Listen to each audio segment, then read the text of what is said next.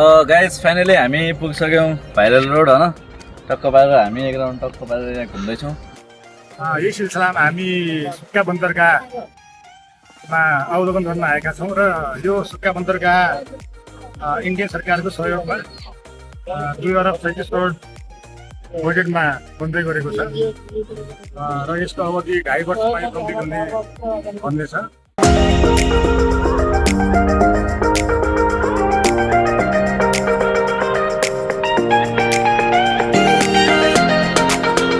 मान्छे कहाँ ल्याउनु भयो त यार, के हो यो पारा?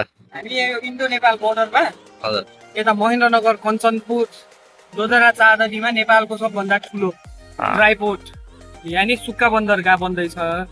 यो चाहिँ खासमा इन्डियन गभर्मेन्टले को सहयोगमा इन्डियन कन्ट्र्याक्टर ले बनाइरहेछ। के कस्तो बनिरहेको रहेछ अहिले त्यसो बुझ्दै जाँदा 60 बिघा जमिनमा बनिरहेको रहेछ यो।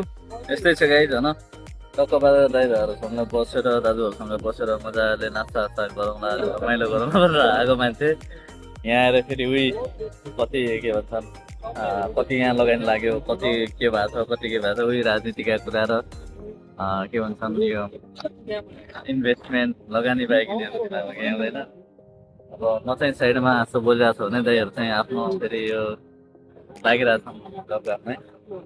ठिक छ, अब चाहिँ हेरौँ आगे क्या होता है।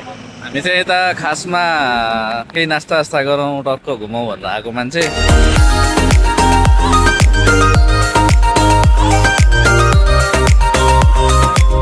चलो फाइनली अब अँध्यारो भइसक्यो। अब चाहिँ हामी निस्किरहेको छ। मलाई छ त नानी चलाइदिनु त नाना दैन